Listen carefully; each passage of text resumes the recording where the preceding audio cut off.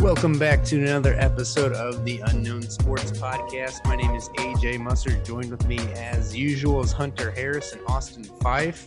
Guys, week 4 filled with not a ton of action, right? I feel like we had to it's kind of like a hazy weekend for all of us, don't you think? Hunter, you were sick all weekend. Am I right? Can I hear your voice a little bit? Hey, man. How's it going today? Yeah, that's all I needed to hear. Yeah, this is kind of my, if you can view it as this, my Jordan flu game. Yeah. Every take that I give tonight, if it's wrong, it's just a result of the illness. And if it's right, I'm kind of the greatest of all time. Yeah. It's really a trilogy now. We have you, Michael Jordan, and Mike Parsons. Those are the 3 people that had flu games in recent memory.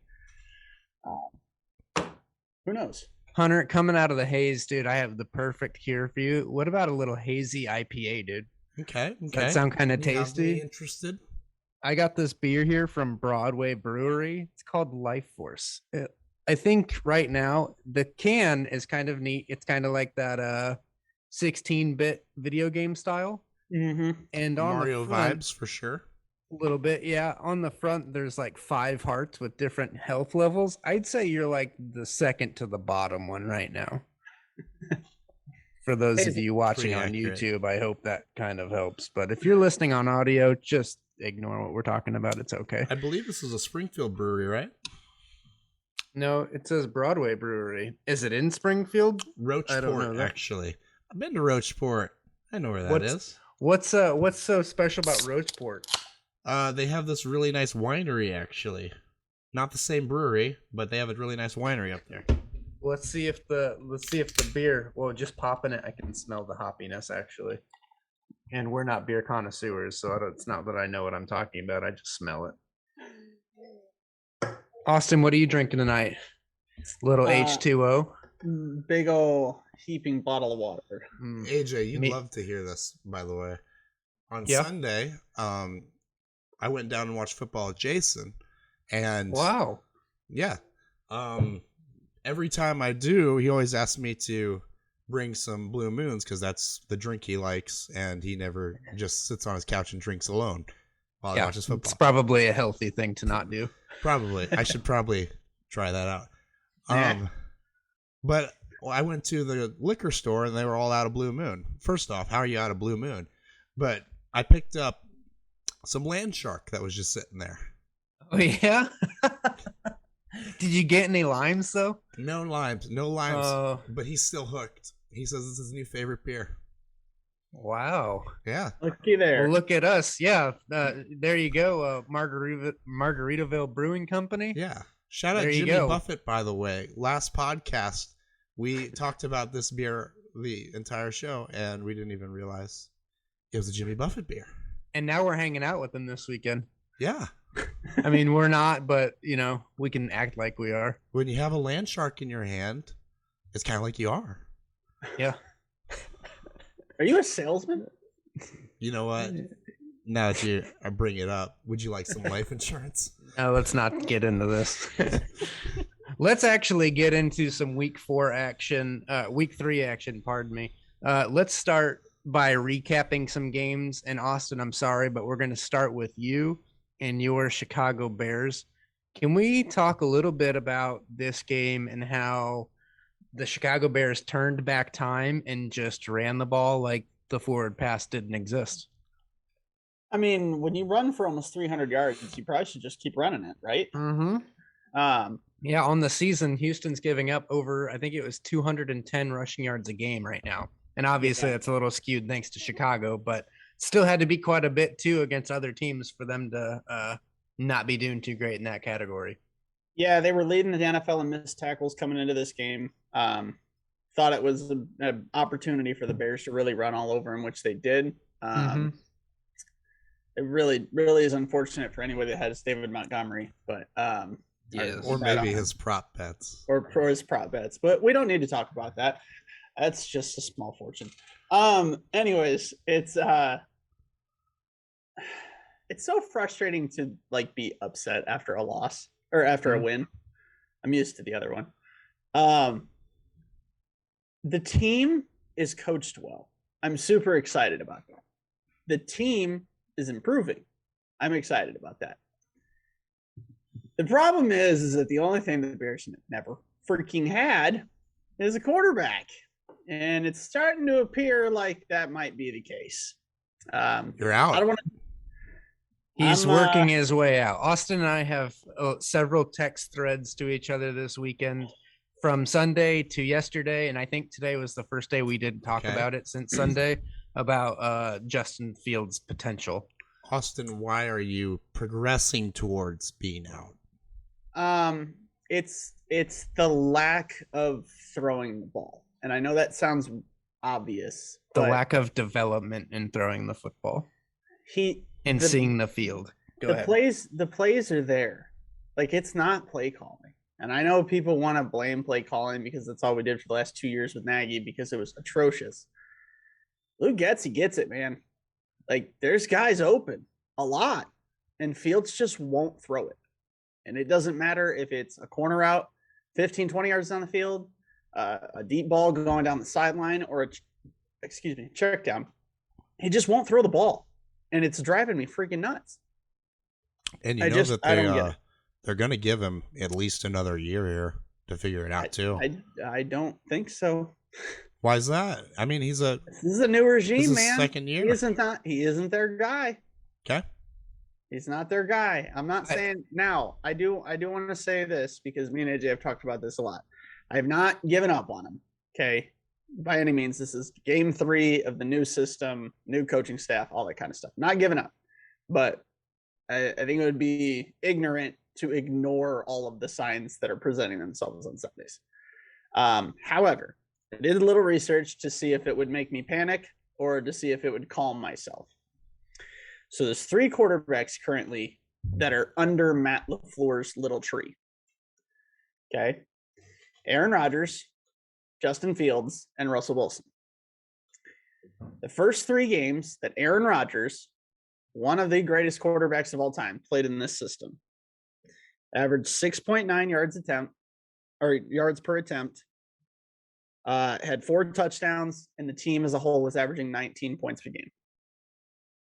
Russell Wilson averaged 7 yards an attempt, had 2 touchdowns, and his team is averaging 14 points a game. Justin Fields is averaging 6.6 yards per attempt, has 2 touchdowns, and the team is averaging 17 points a game. Now, obviously, he's also been sacked 10 times. Rodgers was sacked 8 times, and Russ has been sacked 9 times in those same situations. He's prepared. Mm-hmm. So no, it's okay. He and I we've been pretty cohesive with this. We haven't been butting heads. It's just been a discussion. So I'm not giving up.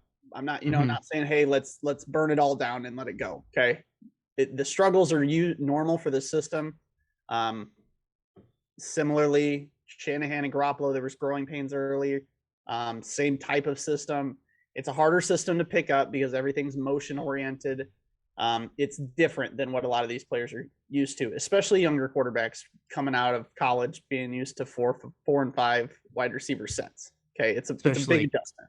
Especially colleges like Ohio State that don't groom quarterbacks for the NFL.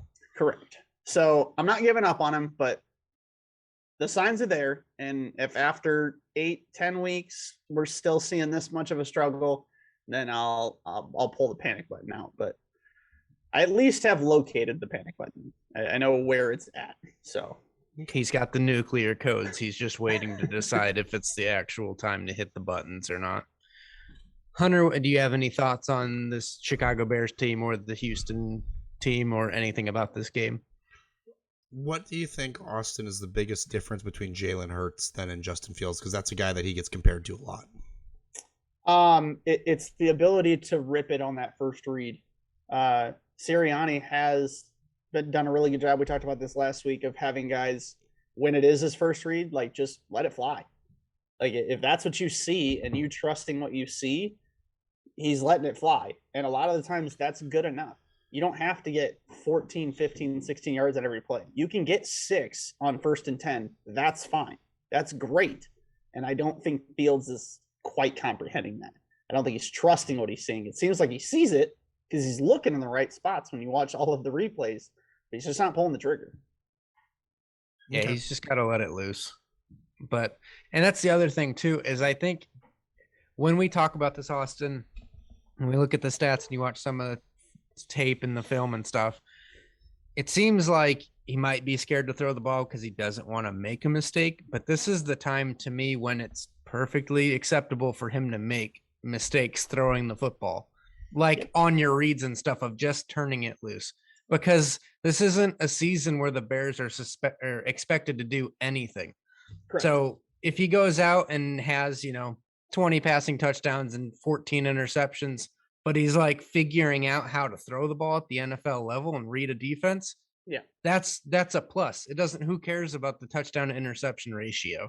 And who cares if you end up going 5-12 on the season? It doesn't matter. It's a lost season anyway. Correct. I'm with you in the fact that he needs to just develop throughout the year, and he needs to, I feel like he's out there trying to win games and he's not throwing the ball because he's like, well, I kind of want to make the play, and he just doesn't have to make a play every single play. He can just take the check down, like you're saying, make the easy throw. If you get stopped eventually, who cares? Like, just look like an NFL quarterback. Yeah, I couldn't agree more. And I think that's one of the most frustrating things is that the coaching staff has publicly said that. They're like, we want him to figure out his limits. We want him to go out there and take some chances. And even the coaching staff is telling everyone in the world, hey, don't really care if you turn it over a couple times. We got to figure out if you're our guy. Yeah. Still not doing it. It's approaching the mental term. And when it starts to become mental is when I have my doubts. Yeah. And that was the thing that we were talking about texting, and we can move on, but I think it's just between the ears at this point. And I agree with you. The coaches just have to be in his ear of, hey, just throw the ball. I don't care if you throw a pick. Like, just throw it, please. Anyway, maybe he's your typical Ohio State quarterback. Yeah, he might be. The only difference between him and previous ones is that I think he has a better arm, and I think he's more accurate.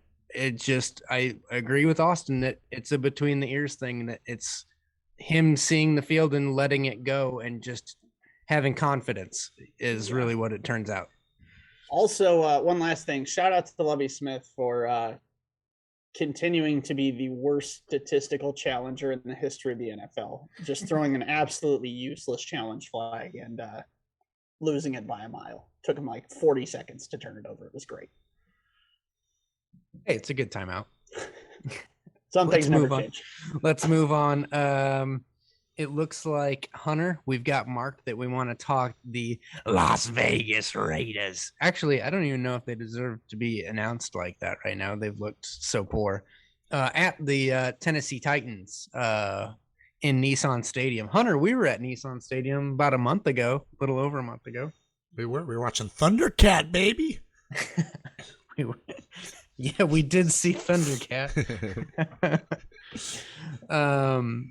Hunter, what did you make of this game? What did you like about the Titans? What did you dislike about either team? There's probably more in this game to dislike than there was to like. Every year with the Titans, I feel like I watch the same thing the first 5 weeks of the season. First couple weeks, it's going to look pretty rough. They think that suddenly they're all cute, flashy. We're going to run this play action. We're going to get this out to this new playmaker we just got out here.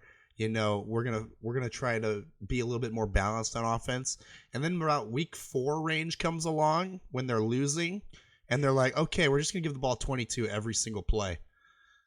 That's what I saw in this game. I don't know what you guys saw.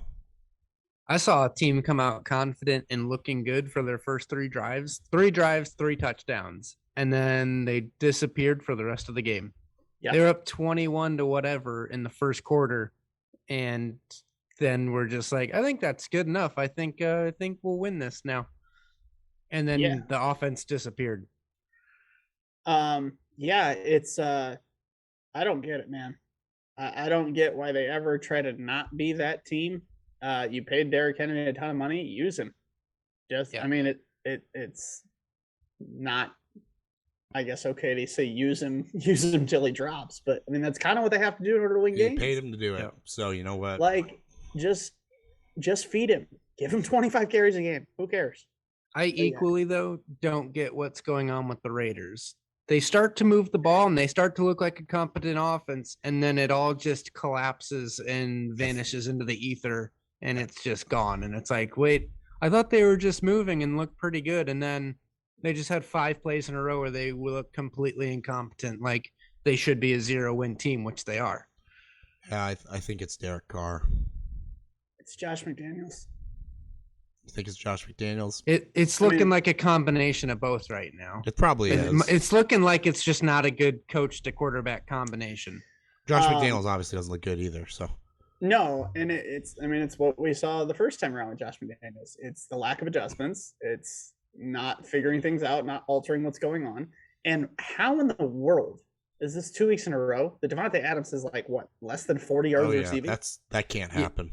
I mean, I get it. Matt Collins has had a ton of success. I don't care.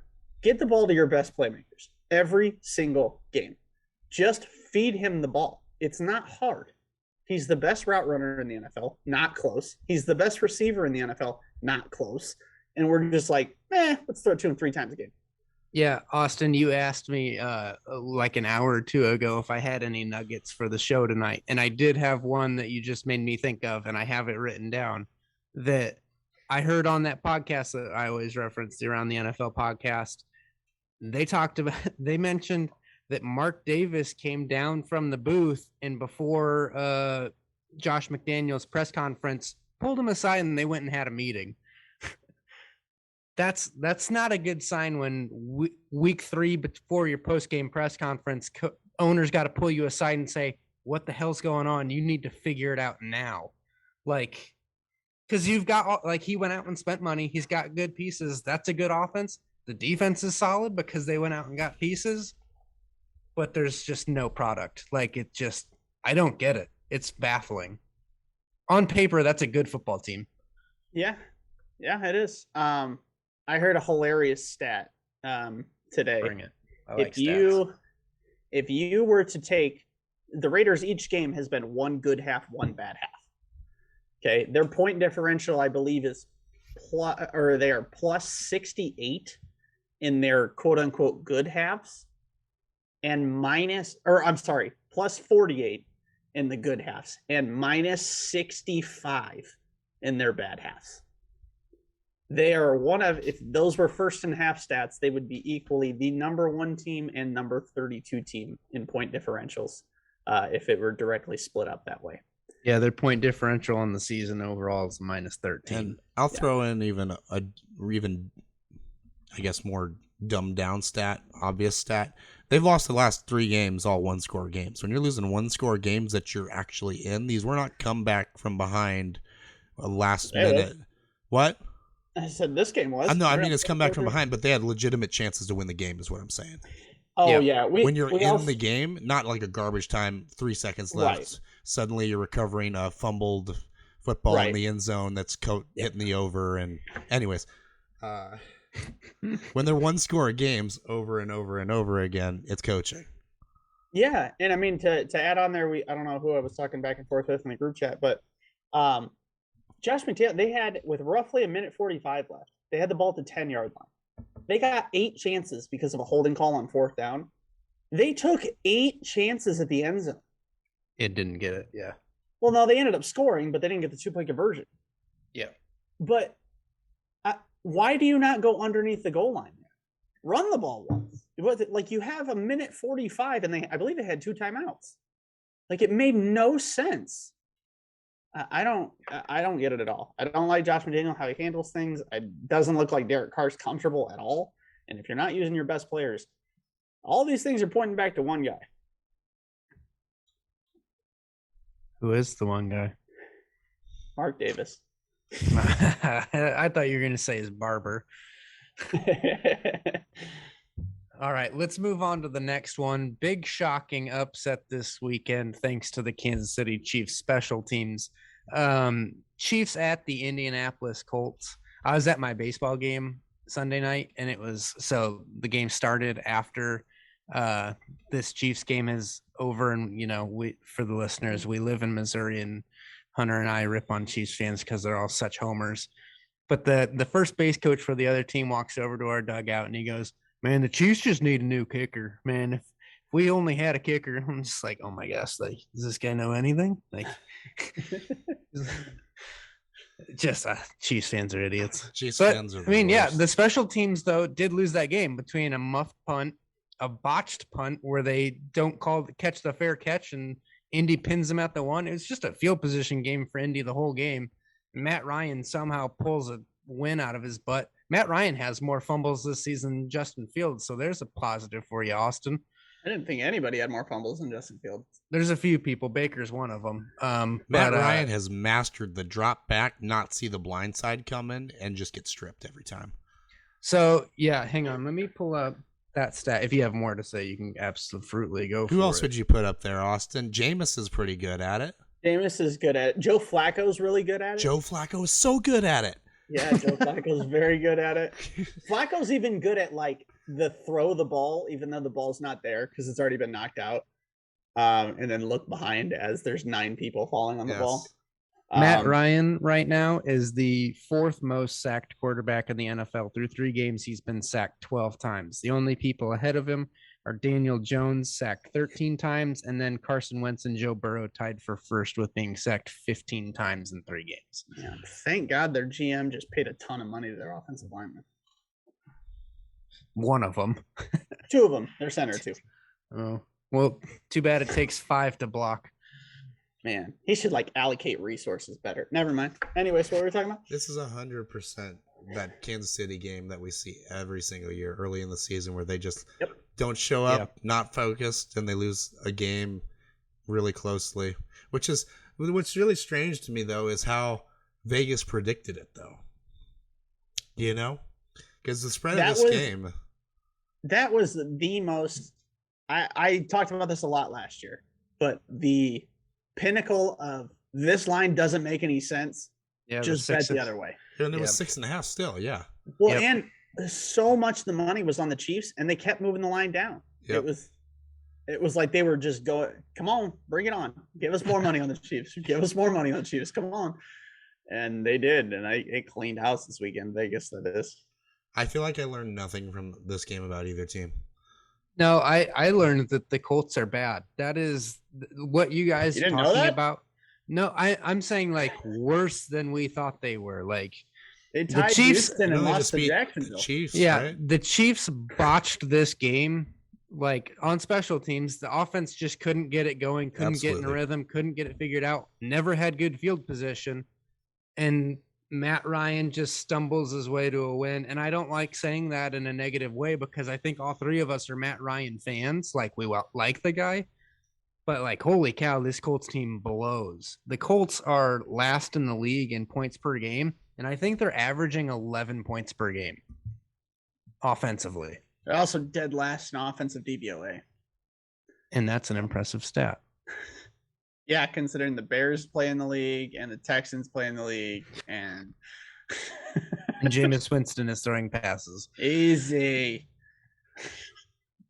You guys are going to miss Jameis when he's gone. I'm not. No, I'm all right. I'm good. I'm just hoping he opens like a seafood restaurant, like all the crabs you can eat. Down in Tallahassee. Yeah, down in Tallahassee. Next on the list, we've got what was supposed to be the most fun and explosive game this weekend. The Buffalo Bills at the Miami Dolphins. I think Florida was hot this weekend, wasn't it? I don't know. I just remember looking at the watching that game, and they showed the thermostat on the sideline. It was like 98 degrees on the field. And everyone's cramping up. Yeah, the Packers game against the Bucs, the Packers game as well. You got Allen. We're not going to even, or we will talk about that game. I think. I don't know. Anyway, I thought you were leading up to some pun there about how hot Florida is. I was waiting on it. Well, yeah. I mean, I was like, how is this going to get real dumb real quick? You got Lazard throwing up on the sideline in that game, but both of those games I kind of kept a close eye on. But mainly that Dolphins-Bills game that we're talking about, there were guys cramping up left and right because of the heat. Like the Bills, this game wasn't as high scoring and explosive as it could have been because of the heat. Like people were just dropping dead. And Dawson Knox left the game at one point. Isaiah McKenzie left the game at one point. other guys on the Dolphins. It was so hot Tua out died that- at one point. Yeah, Tua's brain literally cramped. That was his back. Obviously. Yeah. Don't you also shake your head and Stumbling stumble around into your out there. teammates when your back hurts? Mm. I do. And fall over. How many draft picks are you allowed to lose in one draft? They already got punished once. Are we is the NFLPA gonna make sure they lose more draft picks here? I hear they brought back that defensive coach or whatever position he was that was bringing cocaine. He just gave some to Tua on the sidelines when he was good to go. He's fine. Hunter, I remember it was an offensive line coach. Yeah, And I only remember that because it's the most Richie, offensive line coach thing to do of all time. Well, because Richie Incognito was also on that team. Darn right he was, and that was when he was yelling racial slurs and homophobic slurs at people too. Because he was hopped up on cocaine. That was the place to be at the time. I mean, I think come on. Fitz Richie Incognito does that whether he's sober or not. Yeah, good for him. Is he still playing, by the way? Is he still on the Raiders? No, he retired this last year. He retired? Yeah. Damn. Yeah. Someone could use him right now. Someone could use a right guard. That's just Probably Colts. completely out of their mind. Complete nut job. This is the first game since shout out Ryan Rosillo podcast for this stat. First game since 1940 where a team has won the game with under 39 offensive plays. Nice. Yeah. The Dolphins had 39 plays. The Bills ran 90 plays in this game. And had more yards than them too by like what? It was like by 200 yards. I'll pull it up and get the exact number. Over twice time of possession. Yes. Yeah, I'm baffled how Buffalo figured out a way to lose this game. Is this a signature win?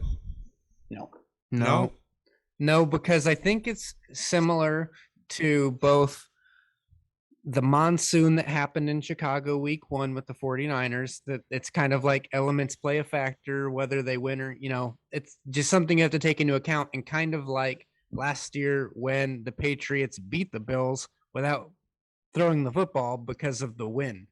It's just one of those standoffish games that it's like, I'm just going to ignore it. Like I would still leave the Bills as the top team in the league just because they played in 100-degree heat and whatever humidity in South Florida.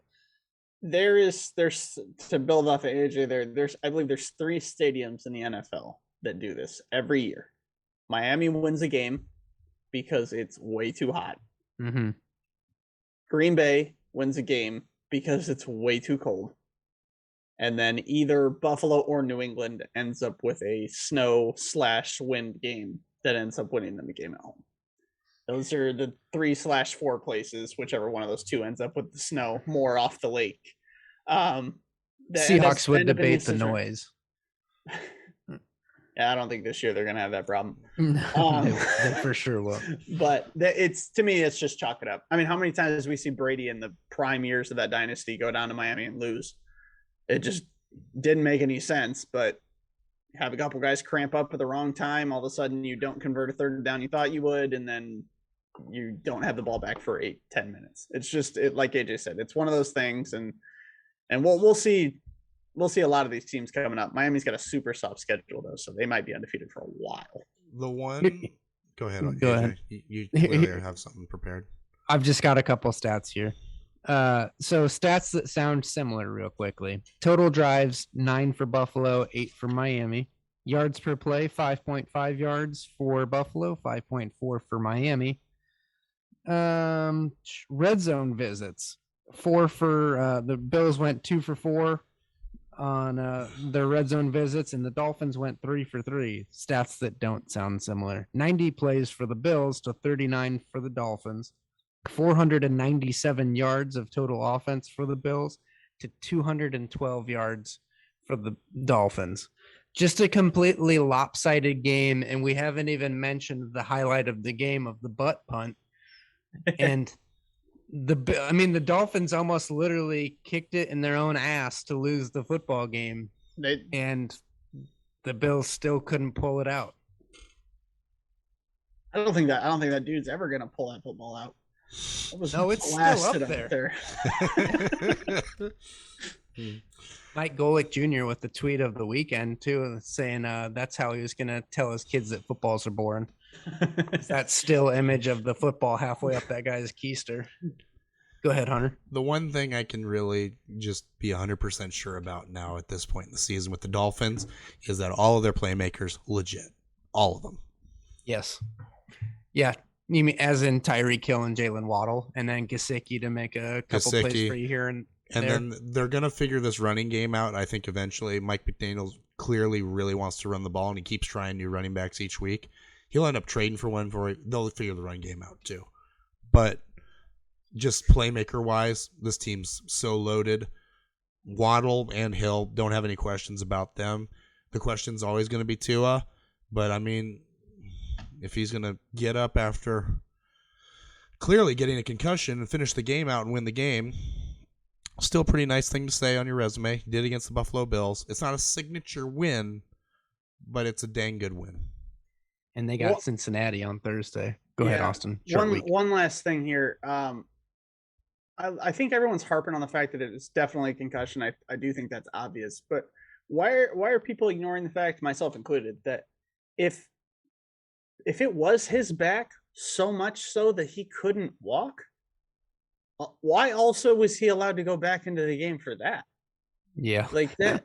I mean, we're so worried about head injuries. Shouldn't we also be worried about spinal injuries when he's totally dysfunctional walking? Like, even if it's not a head injury, it's still not okay. Like, all the harping on injuries for the last 3 to 5 years, and that's just, it's fine. We're focused on the brain, okay? Who cares about the spine? That'll be in 20 years. And Shazier does. To his brain said we're on to Cincinnati. It'll always be too soon. All right, let's move on to the next game. We've got the Los Angeles Rams at the Arizona Cardinals. Did I get this one right, Austin, in my picks? First one of the year, baby. Attaboy, AJ. You're on the board with one. On the board. What did you guys see? I didn't even watch the game. Clearly, I don't know who won, and I got my lock right. I saw the Cardinals attempting to play backyard football literally every single play. They just don't care about calling offensive plays anymore. Yeah, when Kingsbury's stuff is working at the beginning of the game, Arizona's going to score 45 points. When it's not, I literally think Kyler's figured out a way to turn off the headset and into his helmet there, and he's just like, yeah, we're going to figure it out. Like, it just doesn't feel like Kingsbury has control of that team. And when you don't have control of a team, not great, which he hasn't been for a long time, but that offense continues to struggle without DeAndre Hopkins. And also they aren't running the ball very well because all of their receivers without D-Hop are 5'10". And when you only have little tiny guys out there, you have no blocking on the outside. So everything has to come up the middle, and defenses know that. So not only will D-Hop help the passing game for sure, but I think he'll help with the run game a ton. Oh, I'm pretty sure Rondale Moore is 4'10", but Hunter, do you have anything? I agree with you on the D-Hop point. He's going to fix a lot of problems, but the biggest problem is still who they have calling plays and the fact that their or the guy who's receiving the play, playing quarterback, clearly is just not invested at all. So I'm out on the Cardinals going forward. Same.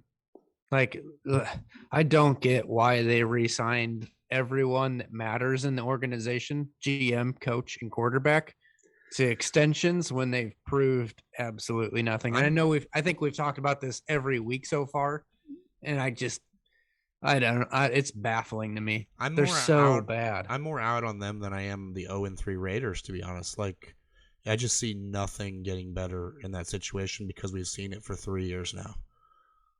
I think that's honestly a toss-up for me. That comparison of who do I see, but at least the back. one, it can be a little bit unpredictable because it's a new kind of situation. The other one's the same situation that we've seen. Yeah, but I think we at least have like hope that D-Hop is coming. Like, something can change. I don't know what can change for the Raiders.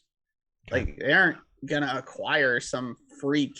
Not to bring it back to them. I'm just trying to make a point on how. I get what you're saying. I am. But they're pretty much the same though. That's a really good comparison. Yeah. No, I like that comparison too. That's the only reason we spent some time on it. Let's move on to the other Florida game that I had already mentioned, the Heat Bowl. Green Bay at Tampa Bay. Tom Brady was down there. You guys still think he's as disinterested in football as we thought last week? Or is it still just he doesn't have his guys, and also Mike Evans being suspended for this game? He's not disinterested in football. He's disinterested in this team that he has right now. That's fair. Spot on. I couldn't have said it better. He knows he has no help. And yes, hey, Russell Gage had a game. Yeah. Well, he's still good and can still take this team to at least the division title, if not more. He can't do it without any help. Okay. At some point, he is 45. Like, I know we've been saying this for years, but like, it's obvious now he's to the point in his career where he can't carry anyone. And so the defense is good, but it's banged up. The offense is extremely banged up. And this was just a gross game. Yeah, Hunter, what did you think about your Packers in this game? Defensively, we looked okay. It's pretty easy to look okay when the other team has Russell Gage as the top weapon and Cole Beasley's the second weapon, and he came in and played like Cole Beasley was literally making SoundCloud rap songs last week, and now he's in the NFL again playing against Packers. I think that the Packers, I like that we're trying to find that playmaker. This week we really tried to try out Romeo Doubs, and he looked good at points. But there's just no separation, man. There's not at all. And whenever you play against a team like the Bucs that do have a stout defensive line and can slow the run game down, you are kind of screwed because it doesn't matter who those receivers are playing against at cornerback. They're not getting separation. Lazard's clearly the best wide receiver, and I don't think that's even close. And I think that means it's really bad because it's freaking Alan Lazard. Yeah. And he's not good either. If these two teams, I mean, obviously a ton is going to change from now, but say these two teams meet in the NFC Championship game or the divisional round or whatever. If both of these teams are healthy, do you think the Packers have a shot? Yeah. Would I pick them? No. Okay, that's fair. Yeah, I guess if you have Rodgers, you now have a shot. With a full season under our belt, trying to figure out who those playmakers are, potential still to trade, pick up a free agent, whatever it might be. I'm open-minded to us figuring it out. I'd still rather have this situation than where we were last year with that team that we had. I like the way that we're set up. We just have to find an offensive playmaker or two. That is not a running back. It'll probably be a defensive player you go out and trade for or pick up. It probably will be. We'll go pick up a new punter. Let's go. Let's move on to the next game on our list. We've got the New Orleans Saints at the Carolina Panthers. New Orleans was favored by 3 in this game, and Hunter, you and I both locked it up with confidence in Jameis. Do you have any confidence in Jameis for the rest of time? No, and I don't. When we logged on to do this, we were going over last week's picks, and Austin, I asked you who I locked up last week, and you told me I had the Saints as one of them, and I said, excuse me? I bet so much money against the Saints on Sunday and against Jameis Winston. I had over $500 out there against them. Like, I was legitimately so far out on them, and it's funny that I picked them on the show. At this point, it even doesn't matter how good the defense is for the Saints. Jameis Winston he's the worst quarterback in the league. Easy. We're 9 years into this guy's career, and he's still getting starting job opportunities. The Saints went into the year saying we don't need to explore other options. He's our guy. What? It's because of how promising he looked last year. He got LASIK. Promising. Yeah, but he had a good touchdown to interception ratio last year, then hurts his knee. And then this year comes out and it's like, man, is he rusty or is he just Jameis? Every time he makes a good play, I think it's an accident. I agree with that, actually. 30 touchdowns, 30 interceptions that year. Maybe the interceptions weren't the thing that was a fluke. Maybe it was the touchdowns. Jameis was 14 touchdowns, 3 picks last year. Not last year. You know what I mean? No, he was just correcting me. Thank you, Austin. No, proving you, yes. But yeah, I mean, I that's what I'm with you, Hunter. Like the defense for the Saints is solid. The offense, I really, really like that receiving core. Jarvis Landry got banged up, and Michael Thomas also got banged up. But I really like how Chris Olave looks. He looks like he's going to be a solid pro receiver. There is one player on that team that is single-handedly losing them football games right now, and that's Jameis Winston. Austin, any comments for our Jameis slander? No, I mean, that's right. Right now, Jameis is really bad. But back to your point, Hunter, they definitely did try to replace Jameis Winston, like lots of times.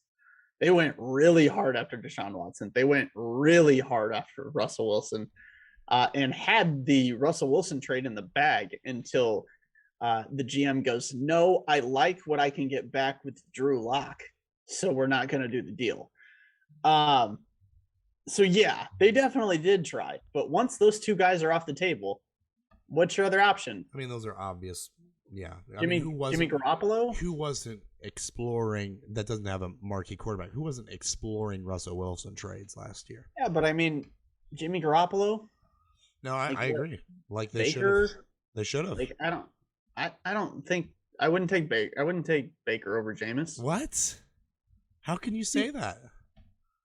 Because Baker doesn't make them better. Jameis actively makes your team worse. Sometimes, yes. But sometimes he's going to throw for 400 yards and 5 touchdowns. That's what I want to chime in on, is that I think if you're going for potential of who can really elevate my team to the most, if I can pull it out of them, it is Jameis Winston over Baker Mayfield. So here's my thing, and this is what you're getting. I think this is what you're trying to get at, AJ, is Jimmy Garoppolo and Baker Mayfield. Neither one of them make you a Super Bowl contender, correct? Yeah. Correct. Okay. Even with that roster. Now, is Jameis likely to make you a Super Bowl contender? No, absolutely not. But of those 3 guys playing to their potential, Jameis gives you the highest ceiling and gives you a shot. That's exactly what I'm saying. Literally risk it for the biscuit, dude. Baker's rookie year is better than all of Jameis Winston's years that he's ever had. What a fluke year, dude. Go watch every other. Once people figured out how to play against Baker, there's so much tape that you can walk out there. I mean, the Saints can go out. I'm just trying to prove a point on how bad Jameis is, though. Yes, legitimately, been really bad. I don't want him touching my roster even at this point. Yeah, and I don't want Baker touching my roster unless the other choice is a rapist, but you know. Ooh, that's a question we haven't asked. Would you rather have Deshaun or Baker? I would have rather had another year of Baker than have to have Deshaun Watson. Got integrity. At least I could have stayed a Browns fan and hated Baker for another year and then saw what the future held. Would you rather go forward with Brissett the rest of the year? Or Watson. See, that's the nice thing though about right now is that I'm still in this awkward limbo phase of like I don't have another team I want to root for, and I've had this conversation with you guys off the podcast, but I'm just so heavily invested in the Browns and the players on that team that I really like that it's hard to not like them. But there's no chance that I like that quarterback that will take over. You guys. Until he steps on the field, it's kind of like I hope, I don't know. I just want to see Chubb have success, and Jacoby Brissett's a good guy, and I like the receivers, and like Myles Garrett's a good guy. I don't think anything would make you happier than Deshaun stepping onto that field and rolling his ankle before he takes his snap, and then Brissett getting to play the rest of the year. But see, it doesn't matter at that point because they're still locked up with Watson for all those years, so it doesn't. Yeah, but at least you'd have this year. And then you at least get to finish your year of happiness. AJ and the Browns. It's still not happiness. AJ and your Browns, you guys broke up. You went your separate ways. You've decided we're officially ending this. And I friend zoned them. That's what really happened. Yeah, you ghosted them, even all that. But you still haven't found that next person yet, and you're kind of looking back at them like they're still semi-attractive. We might go out 1 or 2 times. It's nothing serious. It's late at night. Like, I've had a couple I cocktails. have needs, you know. And all of a sudden, bam, Sunday Night Football.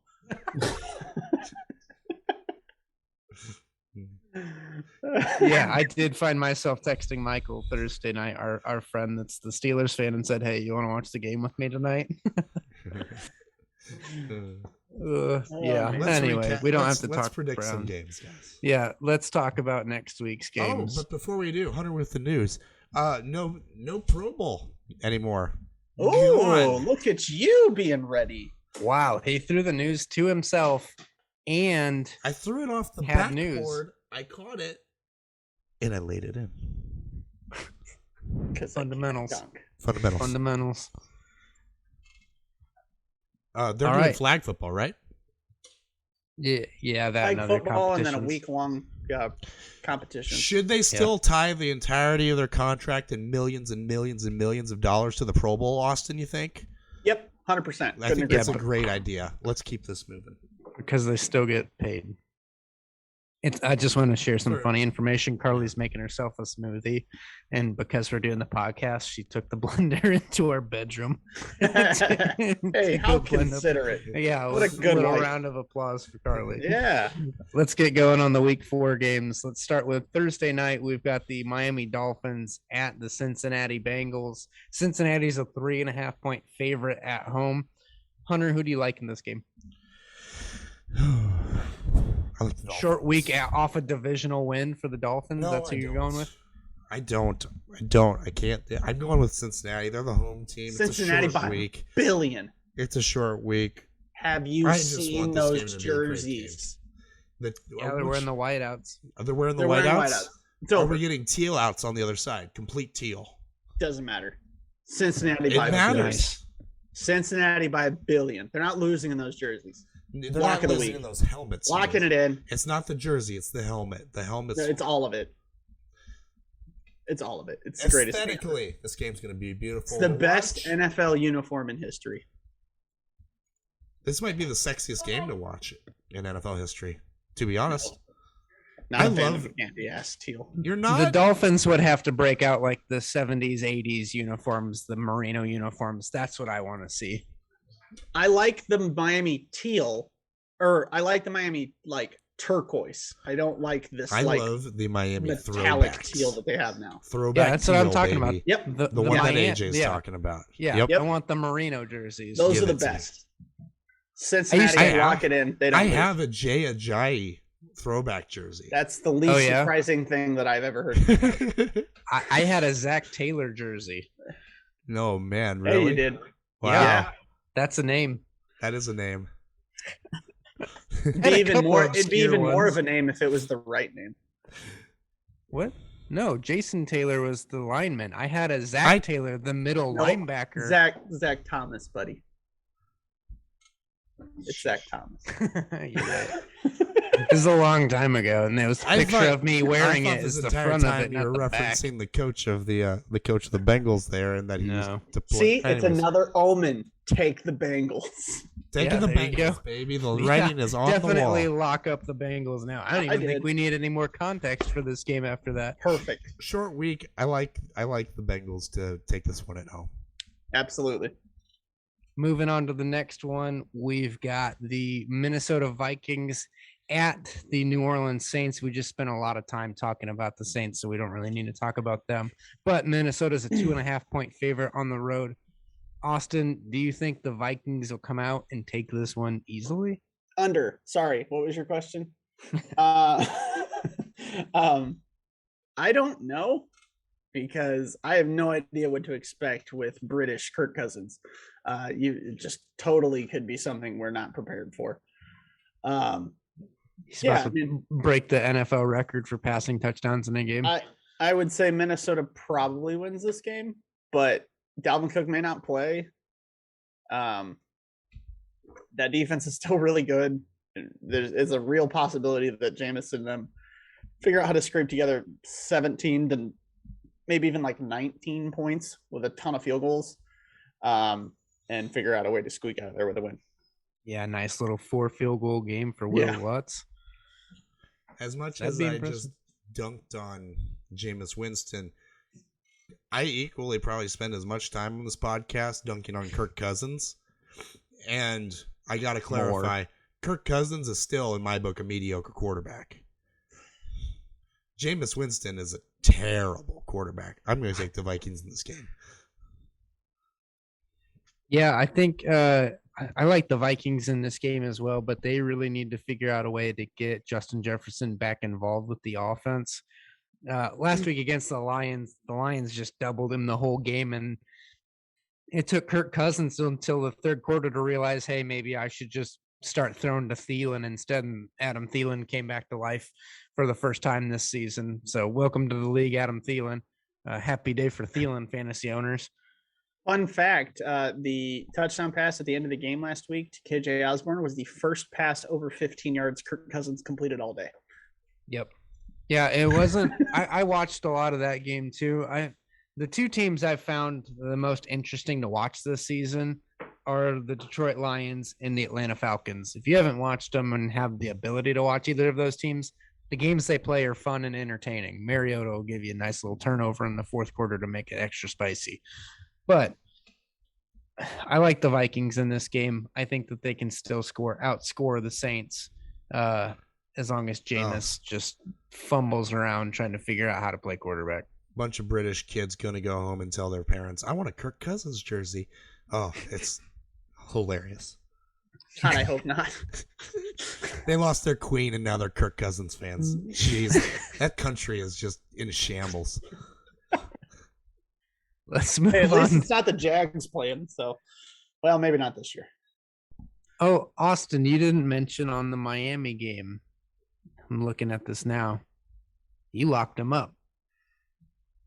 You locked up the Bengals. Oh, I mentioned it. Oh, I didn't even hear Yeah, there was it. just a lot of talking. For the listeners who are out there keeping record, Austin locked up the Bengals. Let's move on. Cincinnati and the Whites all day. Moving on to the Tennessee Titans, Indianapolis Colts. Indy favored by 3 points in this AFC South divisional matchup.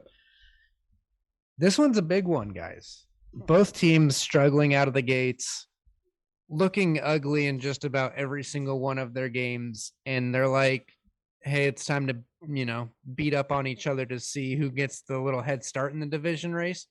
But the other key factor in this game is that both the Titans and the Colts, they get their 2 games out of the way before week 7.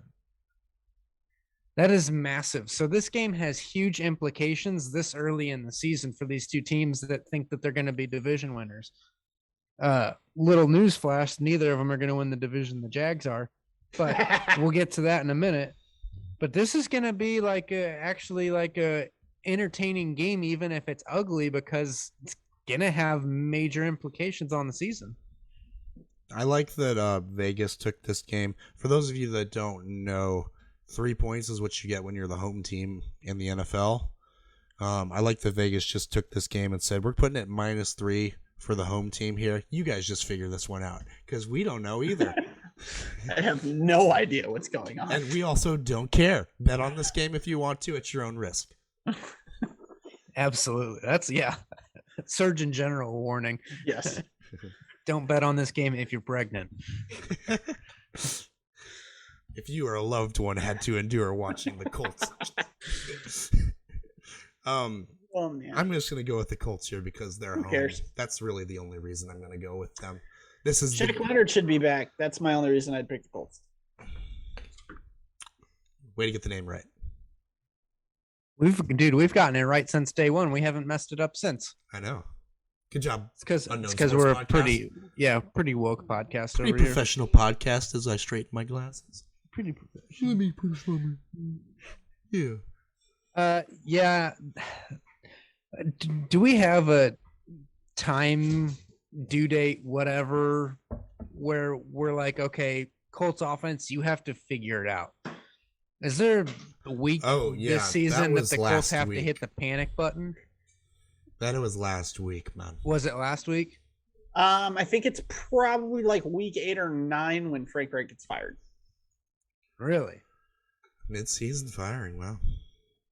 I mean, if he doesn't, if it's week 8 or 9 and they're still losing to the worst teams in the NFL, yes. And just looking abysmal. If they lose this game, the Colts I'm talking about. Well, let's do this. Let's play this game real quick. Whoever loses this game, Titans or Colts, I'm done talking about them the rest of the year. Deal. No concept. Don't care. Yeah, I don't think that'll. What That if they would make tie? What if they tie? Man. Then we talk about it every week because ties are the greatest thing ever. Dude, if the Colts had 2 ties in one season. Oh, wow. Oh, man. Both against division teams, too. God, people would be so mad at the end of the year trying to figure out standings. Yeah, that would be quite the conundrum. Let me mark that off. What would be real quick. your As the personal word of the betting? day. Your personal betting odds He's on if you're like, I'm 3 trying of to the get 4, conundrum into a conversation. right? What'd What you if say, 3? Austin? If you had to pick 3 of the 4 teams in the AFC South to have a tie, how many situations would you have to play out before Jacksonville wasn't one of them? Like, they're the most tied team in the history of the world, aren't they? I feel like they do it once or twice a year. I'm going They to look come this real up. close. Yeah, I have no idea. Most tied. I just feel like that's in my soul. While Hunter looks that up, I'm going to move us on to the next game because I feel Ooh. like we're just coming to a dead pause. But go ahead, Hunter. Interesting. Okay. So here's our full answer. Since the ones that if we include prior to 1974, which is the invention of the overtime, there were 42, and that belongs to the Chicago Bears most all time. But since they have implemented the overtime rules, the Green Bay Packers actually have the most ties with 6. How many? This would be very hard to look up, but to figure out how many ties since Jacksonville actually became a team. I'm looking it up. I got you, baby. All right, moving on, AJ. Ratio. I have it to here games for you. played. Oh, that was fast. Yeah, that You're a was stats guy now. actually impressively fast. They're Now, not if you don't even understand- inside the top 10. They have Wow. Yeah, I Austin, way just to I be just wrong lost in a them big here. spot here. Your top. I'll just give you your top 5. Packers with Oh, thank 6, Eagles with 5, and then you got a 3-way tie for Cardinals, Bengals, and Vikings. A 3-way tie for most ties. All right, let's move on. I think actually for the podcast, this might be the most the game we might be most interested in this weekend. The Jacksonville Jaguars at the Philadelphia Eagles. Philadelphia favorited 6.5 points at home. Austin, what do you think? I kind of want to hear your take on what do you think of Trevor Lawrence this season? If you have any takes on him, Hunter, if you have any, I've been very impressed with the guy so far this season. And I'll give some stats here in a little bit, but I'll let you guys kind of take the floor. Very and what efficient. your Looks thoughts have in been. command of that offense. Shout out Doug Peterson. That's Yes. my command to Trevor Lawrence. He is treating a young quarterback exactly how you should treat a young quarterback, which is what he's proven throughout his career, is that he knows how to handle young quarterbacks. So kudos to the Jaguars ownership for making the right hire. And who knows if long-term it is, but at least in the short term to make sure Lawrence gets set on straight. This was great. Absolutely. And that was one of the points that I wanted to make too, is that Doug Peterson has been the right guy for this job. He's done a really good job with this team so far. Couple notes here real quick about the Jags in general, if I can find it on my list of, I've got this list here of all the things I write down, and it's just really sloppy and really hard to read. It's somewhere in here. Anyway, let's just while I struggle to find that, Trevor Lawrence right now is 6th in the NFL in quarterback rating on the season, and he's also got 6 touchdowns to 1 interception, and he's only been sacked twice. So Doug Peterson's making it easy for his quarterback, and they're also protecting him. The offense also, that's one of my stats, is I think there it is. They're averaging 28 points per game. So not only is Trevor Lawrence being efficient and the Jaguars being efficient, but they're scoring points and they're a solid team. I mean, they're surprisingly solid. I know I said at the beginning of the season that this could be my surprise team that takes that jump this season. I truly think they can win this division this year. I mean, it sucks. So yeah, maybe. It sucks, and they're solid. Like, I'm not saying they're great. I'm not saying they're Super Bowl potential or anything, but they're the young team this year that's taking that jump. There's a team every year that takes that step forward. Last year, the Eagles kind of took that step without people kind of really expecting it, and now they're riding high. Don't give me your looks, Austin.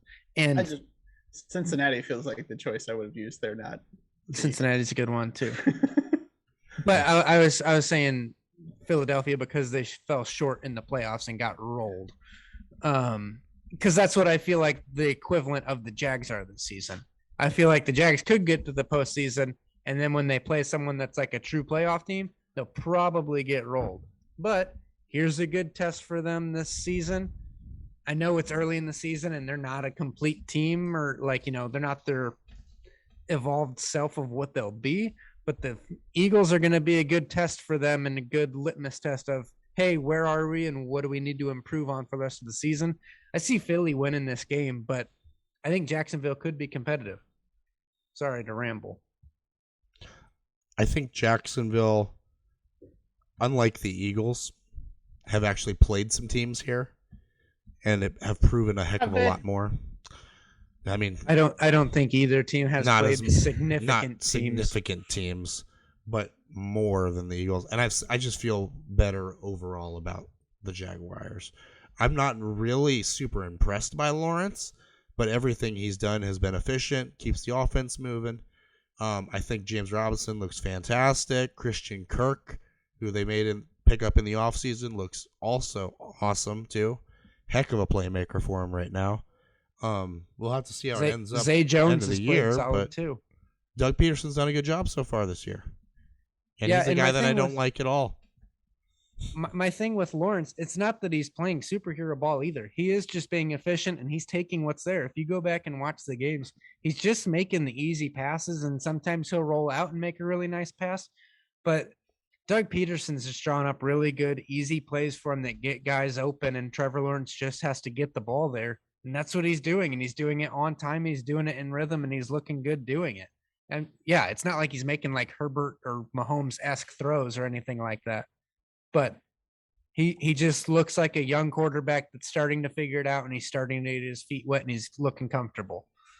All things you want out of a second-year quarterback. The only team that they've played different than the Eagles so far has they beat the Chargers last week instead of the Eagles beating the Vikings 2 weeks ago. They played the same teams other than that.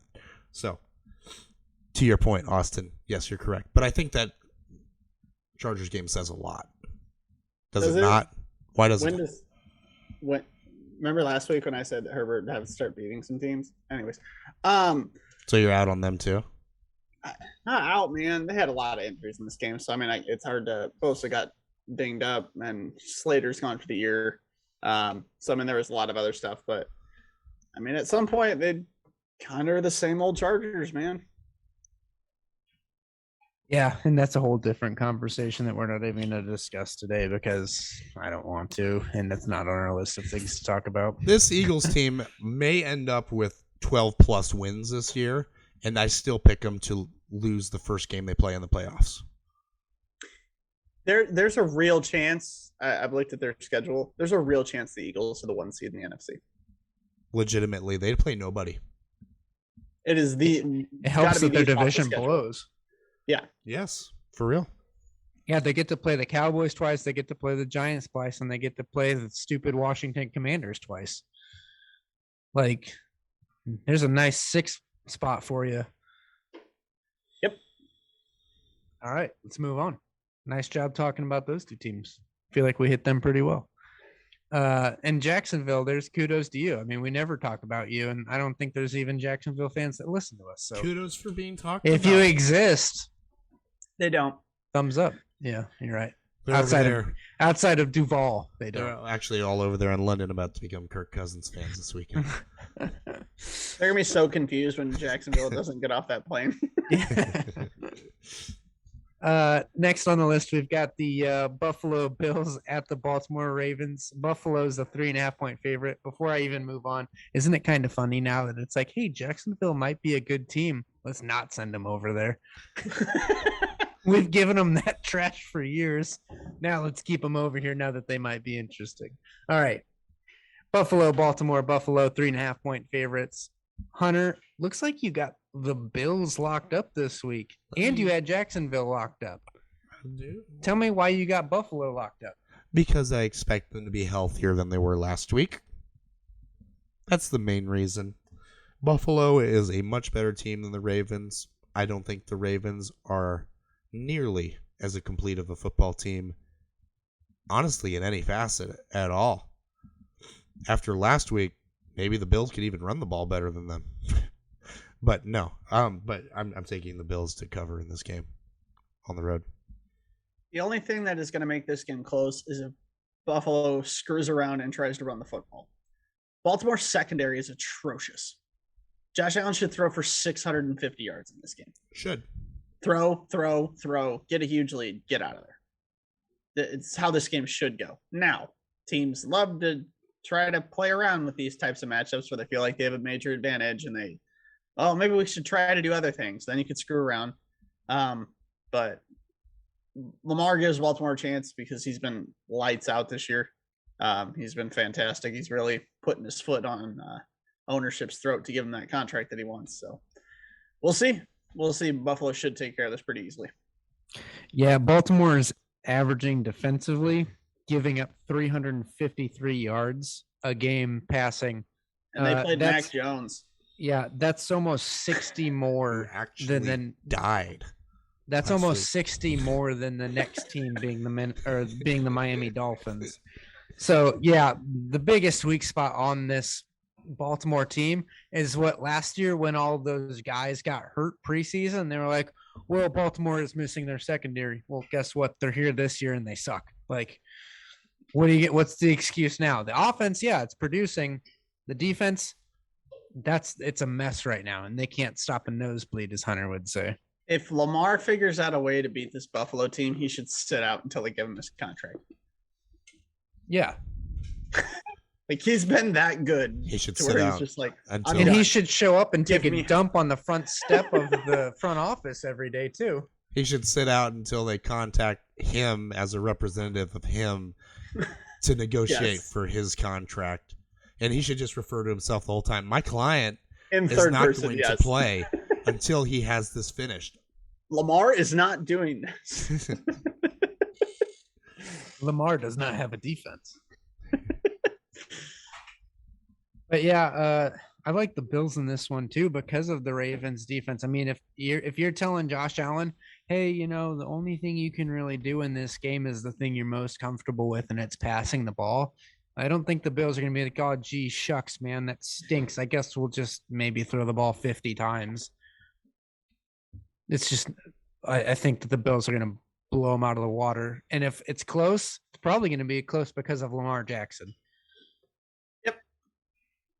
Unless this is one of those weeks where Hunter always enjoys poking at us, Austin, and Josh Allen just makes several mistakes.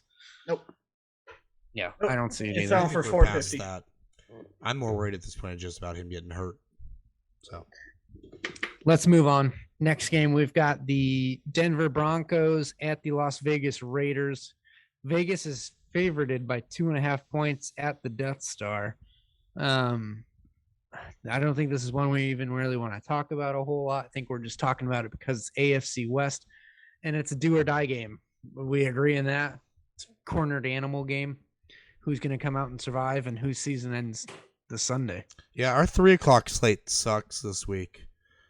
I'm really disappointed in that. Get a good nap before Sunday Night Football. Yeah, one decent game. Yeah, I could sleep through the Packers game. That's an auto win. Who are we playing against the quarterback this week? Brian Hoyer, dude. Oh, man. Let's go. That's awesome. Good for us. Another week without being tested. Anyway, Broncos Raiders. Do we have any takes? I know we've already kind of bashed the Raiders. Do we have any Broncos takes? No, They got a nice dub on Monday night with 11 points. Thanks to Jimmy G stepping out of bounds, pulling the good old Dan Orlovsky. Hey, that was a great play by him. Okay, he saved them 4 points because he also threw a pick 6 on that play, but he stepped out of the back of the end zone first. I love how elated, just so excited Russell Wilson was after that game that they won in the post-game interview. He was just ecstatic about that win as he played absolutely awful. If I never heard him talk, it would be too soon. Austin, I know this is kind of like an in-podcast side conversation. Did you watch the TikTok I sent you of it's like some guy listing the top 5 cringiest Russell Wilson moments? Oh, I saw this too. Yeah. God, no, and I don't want to open it. It's awesome because the guy just kind of has a couple of side comments.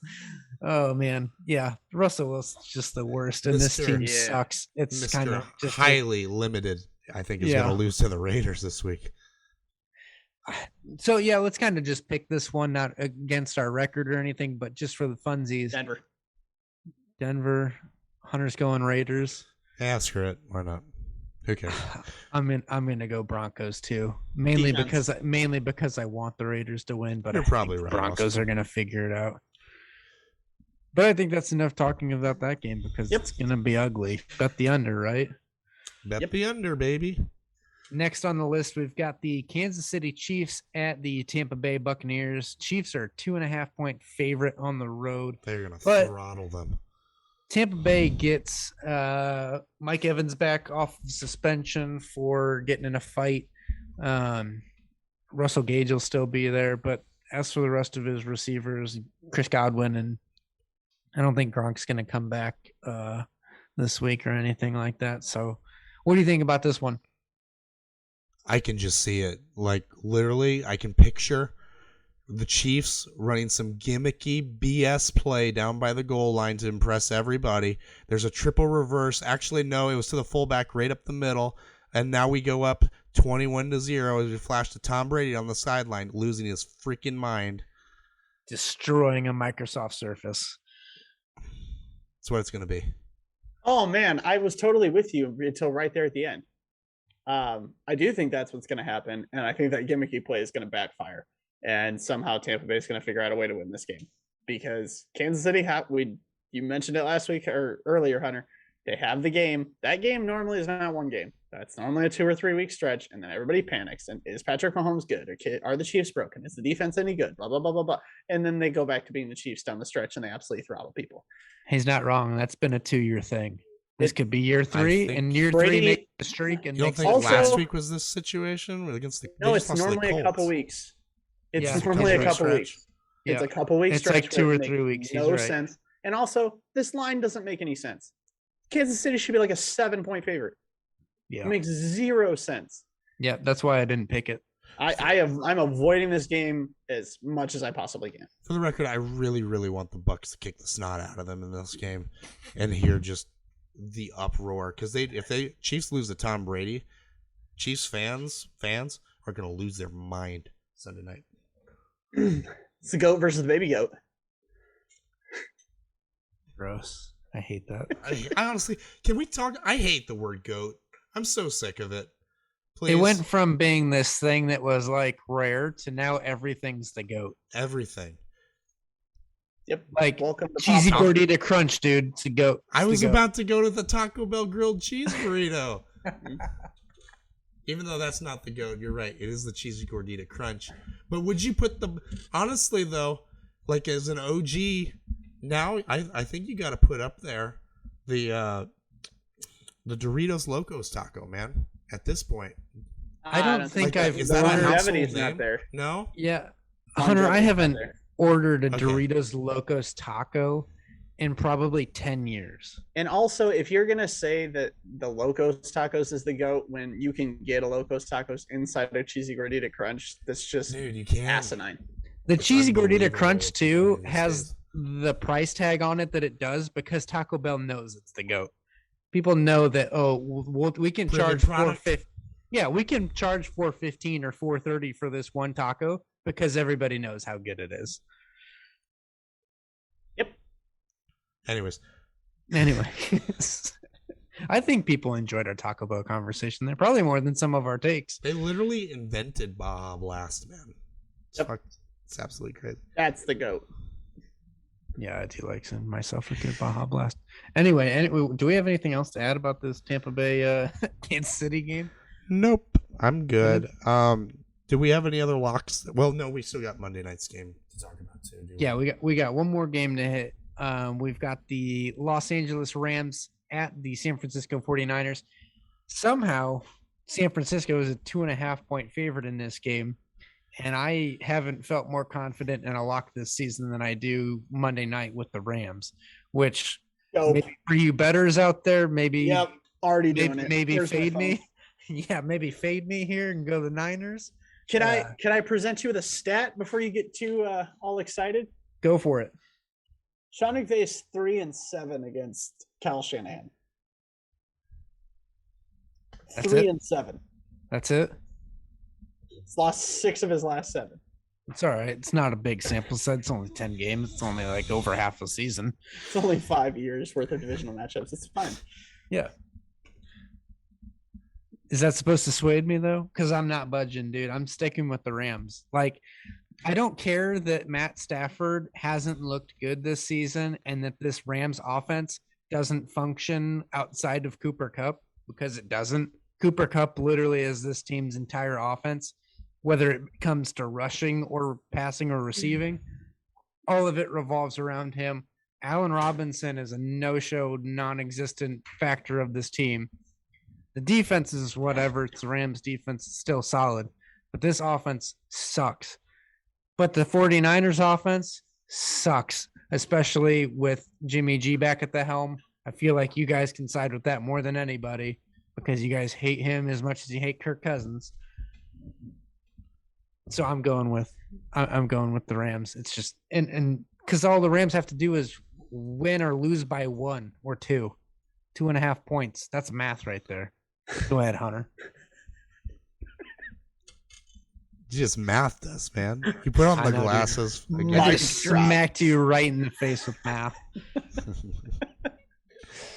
A big old arithmetic right there. If you just looked at the line on this game and how the teams are playing, I'd agree with you, AJ, that I'd go Rams. But Austin, you give some pretty damn good, convincing stats there. For once, your history stats are very convincing. But I'm not going to listen to you. I'm still going to go with the Rams, even though I like the way the Niners looked offensively at times, but they still don't have a quarterback. So I'm just going to go with the team that I think is going to figure it out. Offensively, they got to figure it out at some point, right? There's too much talent on that offense for the Rams. They won't figure it out until they get OBJ. The Niners will figure it out because there's too much talent on that offense for them to figure things out. They have the coaching advantage. They have the historical advantage, and they're playing at home in a divisional game. Damn, that's good. You're good at convincing. Hunter, you got any locks that we haven't talked about? I do. My first one I gotta find. I had the Chargers against the Texans. Yep. Rebound week for them. This is not a Chargers pick. This is a anti-Texans pick. Man, I hate watching the Texans so much. I don't even like when they're on red zone. I don't have any fantasy players on their team. Lovie Smith, every time I see him, I'm like, damn, he's still coaching. So I'm locking up the Chargers this week against them. The other pick that I had, you'll have to remind me of because I told you, and I'm looking through the list of games. That's all 3 of them. I've hit them all. Yep. Okay, good. Yep. Jacksonville, Buffalo, and Chargers for you. Yep. AJ, Hunter, what's your third lock? Hunter, for you with the Texans thing, keep an eye on Dameon Pierce. He looks like he could be pretty sweet. Little same game parlay sprinkle of 100 yards and a tutty. Yeah, he looks like he could be pretty sick. Just keep an eye on him. My 3 locks of the week, I took the Tennessee Titans on the road against the Colts, who are favored by 3 points. I'm taking the Arizona Cardinals, who are against the Panthers, and the Panthers are favored by 2 points against the Cardinals. I know we just ripped on the Cardinals a little bit ago, but I think the Panthers are so bad and Baker's bad. They got to get a win there. Or God, I'm so pumped to place the Fade AJ parlay. yeah, dude, you should. I am. The betters out there. I've only got one am- lock right this season, and then I've mentioned already. I've already mentioned the Rams over the Niners. You're telling me I get the Fade AJ parlay this week. I get the Colts at home, in which they've won 5 of the last 6 against Tennessee at home. I get San Francisco at home, who's 7-3 against Sean McVay, and then I get to fade Arizona and Kyler flying cross country after he stayed up till 4:00 in the morning playing Call of Duty in a game that's gonna be just so weird. And Baker gets a little tiny shot into him when he gets to win this game by 4 points because he's just a little bit better than Kyler, and he gets to hold that over his head. God, I can't wait. Austin, if you get that right, if you get all 3 of those, this parlay, which you should bet on, if you hit this parlay, we're gonna need a graphic every week of the Fade AJ parlay. Because that could the title of the episode at this point. It's the Fade AJ parlay. And it's just gonna be like me with a picture, like smiling with the Macadoodles. Austin in the lab somewhere, just with papers up everywhere. The beautiful mind shed with the 1s and 0s everywhere, dude. Oh man. Austin, what are yours? My 3 picks, which I don't like as much as I like fading your picks. Cincinnati, they're not losing in those whiteouts. It's just not happening. I'm going to take Cleveland because for some reason they're only a point favorite against Atlanta. Atlanta sucks. They're not good. They have a couple playmakers. They still can't figure out how to win games. They try to blow it. As a lock too. That's a good lock by you. They're entertaining. Yeah, they are entertaining, but they can't win football games, and they only have 2. I don't disagree. And also, I'm locking out my Bears again. I'm gonna keep betting on them to cover because they're gonna keep covering games. The hook here of having 3.5 is what did it for me. They may lose this game, but the Giants aren't very good. They allow the 4th most rushing yards per attempt, and that's the only thing the Bears can do. So if they suck against the run, and that's the only thing we do, we got a shot. All right. Well, that kind of wraps up our show. Hunter, what did you think of the Broadway Brewery? What did you think of Life Force, dude? The hazy IPA. Did you come out of the hazy IPA by drinking a little Life Force? If it was in the fridge, AJ, be honest, man. Would you grab this thing? No. I drank it, though. I drank the whole thing. Wow. You're an alcoholic. That's awesome, man. I would not grab it. I'm doing it with friends. I wouldn't grab it just because there's a certain kind of it's a very small field of IPAs that I like and that I would grab. And this doesn't fall into it. This falls into the category of every other IPA. I mean, it's not bad. If you like IPAs, it probably is good and you should go try it. I would absolutely recommend trying it if you like IPAs. But if you don't like IPAs, don't waste your time on it. But if it was in the fridge loaded with IPAs, it would depend on what the other IPAs in the fridge were. But if it's my normal beer fridge, no, I'm not grabbing it. Carly might grab it though because she grabbed the other 2 beers. So we're apparently she just grabs whatever the heck she wants and just disregards our podcast and has no respect for the integrity of the show. It's been placed, everyone. The Fade AJ parlay is locked in. What were the odds on that? It's got to be plus 1,000, right? No, it's not quite that much. No. The lines have moved just a touch too, so I had to pay some juice. Here, let me put it back in real quick. It was pretty quick. I'm gonna play that as well, even though I don't like a couple of those picks. I just feel like I got plus 628, so 10 basically 63. Okay. So this could be the birth of our next segment that makes us if you hit those, Austin, I'm not even going to be upset because that's our ticket to going viral, I guess, is the Fade AJ parlay. Just degenerate gamblers tune into our show every week, just locked in. Fade AJ. Who's he going with for his locks? Oh man. That's all right, though. I mean, if I'm just dead wrong, because I'm not going to even fake it or anything. I'm going to go with my gut every week of what I think is right. I'm not even going to play the game, dude. I'm just going to try to win my locks. You're too busy over there watching the Blue Jays, man. Yeah, man. They're playing the Yankees right now, trying to stay in it. Top wild card team right now, trying to prevent Judge from hitting that 61st homer. But tell one of your pitchers to give him a cookie. Come on. What's his name? Barrios. Barrios is throwing tonight, so he's got a good chance of hitting one. I don't care. And Kikuchi threw the 9th inning last night, so that was definitely his chance to get it. Oh. Kikuchi, and the Yankees are up 5-2 right now on them in the bottom of the 8th, so it's not looking good. They just need Bo Bichette and Vladdy to step it up. But anyway, that wraps up our show. We won't talk any more baseball. Until next week, everyone. Thanks for tuning in. Macadoodles, thanks for showing us your beer selection. Broadway Brewery. Maybe other IPA people like you. Take it easy, everyone. Thanks for listening.